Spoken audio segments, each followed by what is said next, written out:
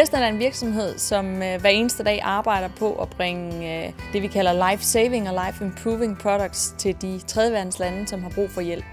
Vi har en produktportefølje i dag, som består af myggenet, sollamper, shelters, vandfiltre, alle sammen intelligente og innovative produkter, som kan gøre en kæmpe forskel i tredjeverdenslandene.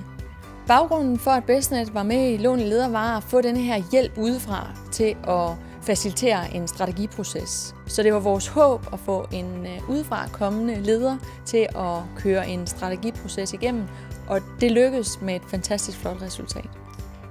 De udfordringer, som vi stod overfor i Bestnet, og som vi helt bestemt mente Lån i Leder kunne hjælpe os med, var en tilpasning af vores strategi. Vi var i en proces om at udvide vores produktplatform til at indeholde flere innovative og intelligente løsninger, og det skulle Lån i Leder hjælpe os med. Formålet med projektet Lån i Leder er at skabe flest mulige jobs og mest mulig eksport for de penge, Region Syddanmark har fra EU. Lån i Leder giver værdi for virksomhederne, fordi man her får en kontant medfinansiering til at løse nogle af de udfordringer, man har på vejen til vækst.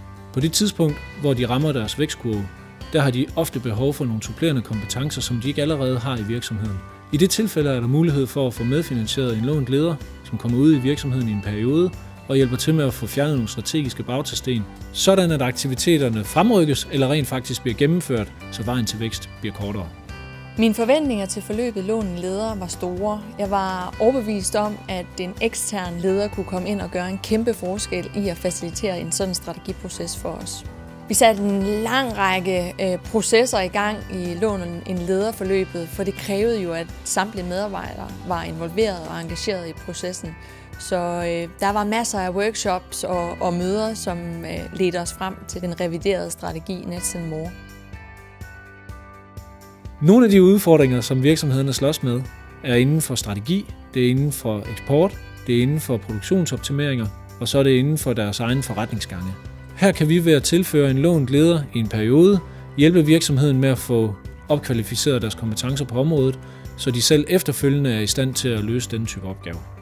De får først og fremmest løst den konkrete udfordring, de står med, men det giver også typisk en masse afledte effekter, som kommer virksomheden til gode i det lange løb. Der er ikke noget hokus pokus i det. Det er bare et lille skub i den rigtige retning, så virksomhederne hurtigere får forløst det vækstpotentiale, de allerede har. At være med i Lån i Leder har for os gjort hele forskellen. Fordi vi i dag sidder med et resultat, en færdigpudset strategi frem mod 2017.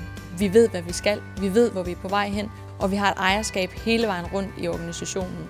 Den strategi, den omfatter ikke kun strategien inden for malariaområdet, men også inden for vandsegmentet, inden for sheltersegmentet.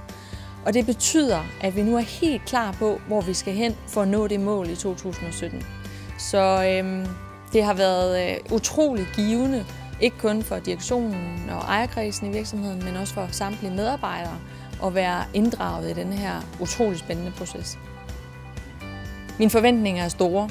Jeg synes, at vi har et værktøj nu, som kan give de nye fokusområder flyvehøjde, og det betyder, at vi i Bestnet-regi skal udrede mange flere liv i tredjeverdenslandene. Der er et gigantisk behov for sådan nogen som os derude. Der er et gigantisk behov for de her life-saving og life-improving products, og vi har tænkt os at gøre en forskel hver eneste dag.